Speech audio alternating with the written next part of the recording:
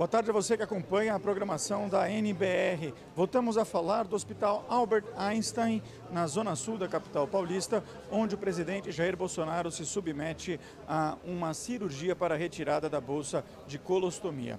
O presidente deu entrada no centro cirúrgico hoje pela manhã, às 6h30 da manhã, de acordo com as informações da assessoria de imprensa do Palácio do Planalto.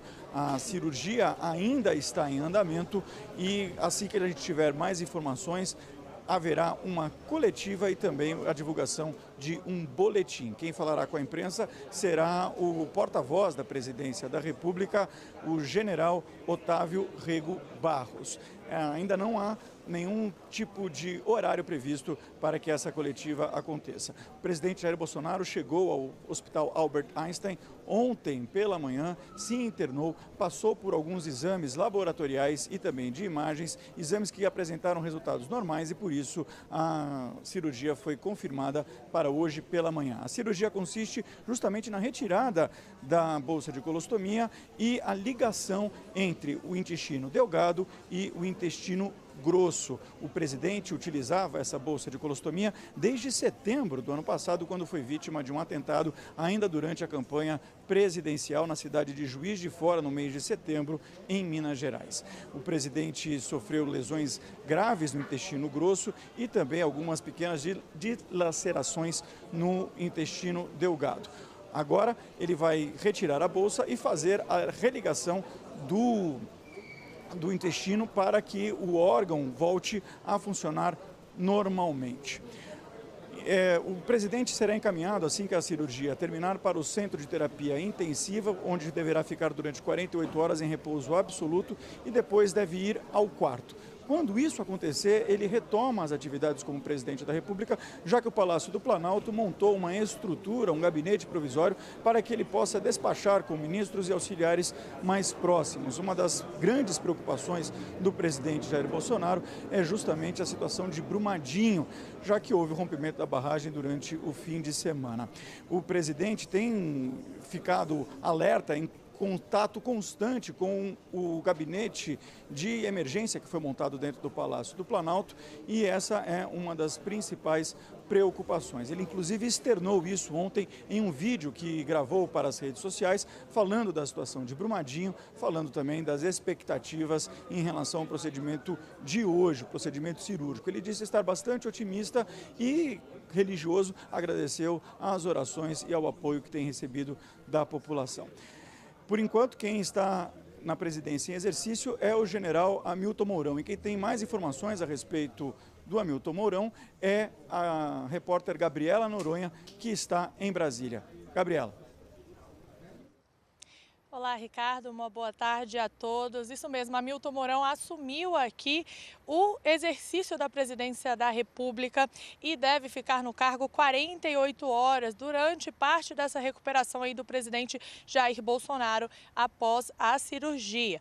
O presidente em exercício, Hamilton Mourão, já cumpriu uma agenda hoje de manhã aqui como presidente, aqui no gabinete da vice-presidência em Brasília e acabou de deixar o prédio. O Hamilton Mourão falou com a imprensa aqui logo na saída e comentou sobre o caso do rompimento lá da barragem de Brumadinho. Para Hamilton Mourão, ele defendeu aí a apuração, né, das responsabilidades, disse que o governo está trabalhando aí na força-tarefa e defendeu também a punição dos culpados. Entre os compromissos de hoje, Mourão vai receber aí na parte da tarde também autoridades religiosas cristãs da Palestina e também se reúne nesta segunda-feira com executivos do Banco Credit Suisse, além de parlamentares. Agora, voltando ao assunto aí, né, de Brumadinho, também hoje aqui no Palácio do Planalto ocorreu uma reunião do Gabinete de Crise, que é um grupo formado por técnicos e ministros do governo federal aí que vão monitorar as ações de apoio do governo ao estado de Minas Gerais e à cidade cidade de Brumadinho. Lembrando que logo após o ocorrido, logo após o rompimento da barragem, o presidente Jair Bolsonaro anunciou a criação do Conselho Ministerial de Supervisão de Respostas a Desastres para acompanhar e fiscalizar aí as atividades de socorro e recuperação da região. Participaram da reunião aqui hoje em Brasília os ministros da Defesa, Fernando Azevedo e Silva, da Secretaria-Geral, Gustavo Bebiano, o ministro de Minas e Energia, Bento Costa Lima, o ministro da Casa Civil, Onyx Lorenzoni, Santos Cruz, da Secretaria de Governo, e o ministro do Desenvolvimento Regional, Gustavo Canuto. Neste domingo, Gustavo Canuto afirmou que a barragem em Brumadinho está controlada e que não há risco de rompimento. Além disso, o ministro afirmou ainda que não há risco de desabastecimento da população. Vamos ver na reportagem de Daniele Popov. O nível da barragem 6 está controlado, de acordo com o ministro do Desenvolvimento Regional, Gustavo Canuto, que se reuniu com técnicos e diretores da Agência Nacional de Águas, ANA, neste domingo, para avaliação e monitoramento após rompimento da barragem de Brumadinho. De acordo com o ministro, foi instalada uma segunda bomba que reforçou o escoamento da água. Mesmo com o dreno não funcionando, mesmo com a chuva, o aumento que aconteceu ainda estava abaixo do nível de alerta. As sirenes foram acionadas por uma questão de cautela, pela preocupação que o empreendedor tem com a população e nós todos. O ministro e os técnicos da ANA discutiram também a qualidade da água do rio Paraopeba. O ministro Gustavo Canuto afirmou que, neste momento, não há risco de desabastecimento da população. 47 pontos de captação foram instalados e amostras serão coletadas pela CPRM, encaminhadas para análise química, e a previsão é que até quarta-feira o resultado parcial dessas análises chegue e a gente possa ter uma noção um pouco mais concreta se houve ou não houve contaminação e como está a situação da água para permitir futura captação e tomar todas as providências necessárias para reverter essa situação. O ministro Gustavo Canuto falou ainda sobre o avanço desses rejeitos, o que deve diminuir com o tempo, já que a lama é mais densa. O avanço está agora com uma velocidade mais reduzida, menor que 1 km por hora. Ela está caminhando aos poucos. A previsão é que ela chegue até o reservatório da usina hidrelétrica de Retiro Baixo entre 3 e 7 ou 2 e 6 de fevereiro. Ainda não dá para precisar, porque está sendo reduzida essa velocidade.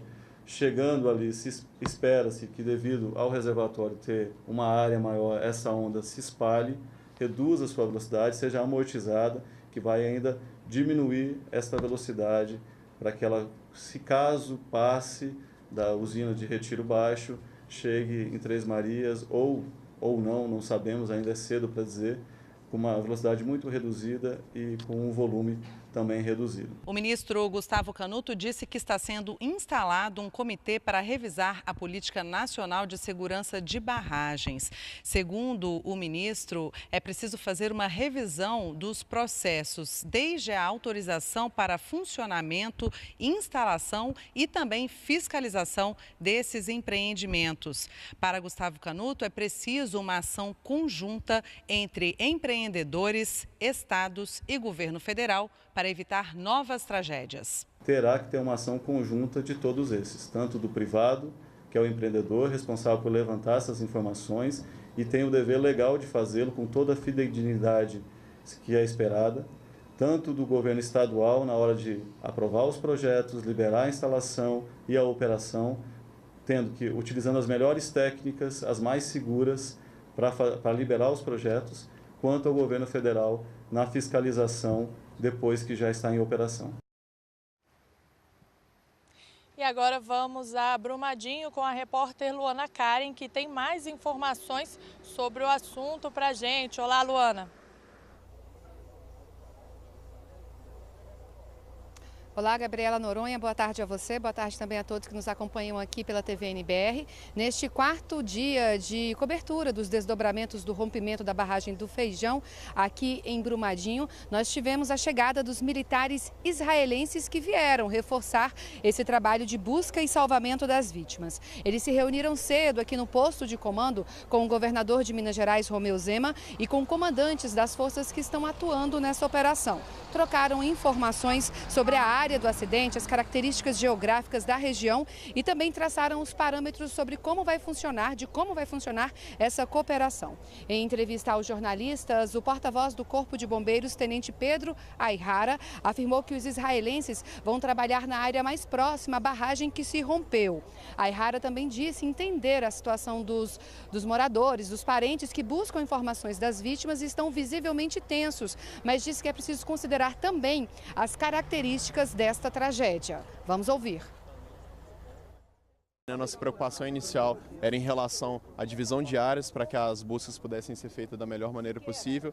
Dentro dessa delimitação, a gente já determinou a área onde as forças de Israel irão atuar será na área onde se concentra a área administrativa da Vale, a área mais próxima da barragem, e aí a outra área onde atua somente o Corpo de Bombeiros, a gente vai atuar depois do pontilhão. A gente entende que é natural que os familiares das vítimas eles estejam em uma situação que eles buscam informações, mas a gente tem que entender que esse tipo de atuação é um tipo de atuação muito delicado. A gente está falando de milhões de rejeitos de minério de ferro, a gente trabalha com uma barragem, que dentro da área quente a gente trabalha com desde matéria orgânica envolvendo animais, plantas, também pessoas, então tem que ser feito um trabalho muito criterioso.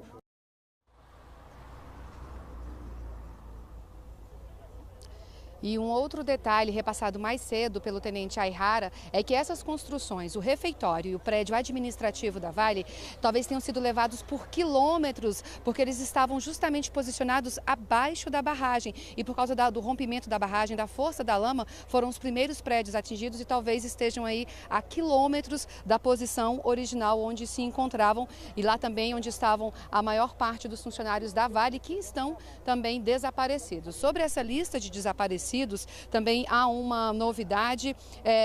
O tenente-coronel Flávio Godinho, da Defesa Civil, afirmou que eles estão trabalhando na unificação dessas listas. Isso porque havia até então uma lista da Vale, de desaparecidos que trabalhavam na empresa Vale, outra de moradores que procuravam um posto de comando que foi montado aqui na Estação do Conhecimento e uma terceira lista também de desaparecidos que estava na Defesa Civil, dificultando aí o cálculo, a quantidade de pessoas desaparecidas. Vamos ouvir agora na entrevista.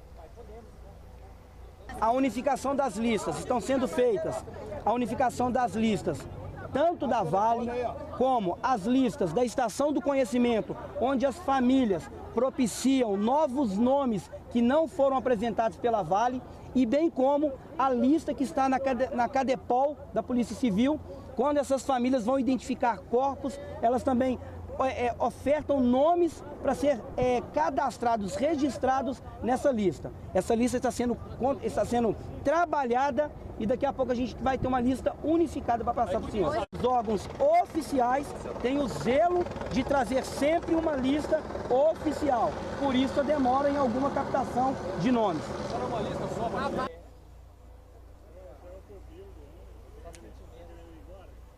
E relembrando os dados que temos até agora dessa tragédia, foram confirmadas 60 mortes, 19 corpos foram identificados, há 292 desaparecidos e 382 pessoas foram localizadas. Também, segundo a Defesa Civil, há 135 pessoas que estão desabrigadas.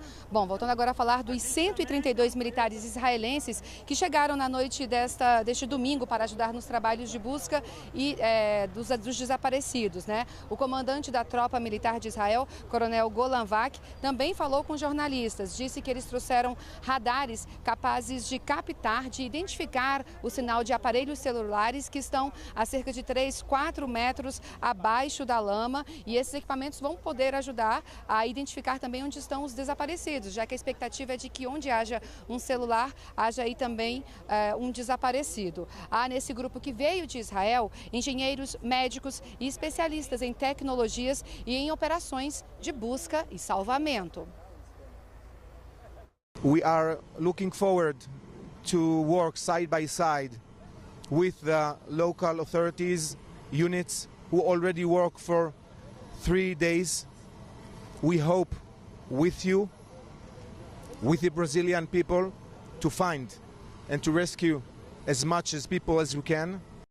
Bom, e há aqui nessa área onde nós estamos um grande trânsito de helicópteros. Isso porque esse prédio que está aqui atrás, a faculdade que concentra o posto de comando, é também um local onde esses helicópteros descem para serem reabastecidos. Ao todo, há 16 aeronaves trabalhando nessa operação de busca e salvamento das vítimas do rompimento da barragem do Feijão.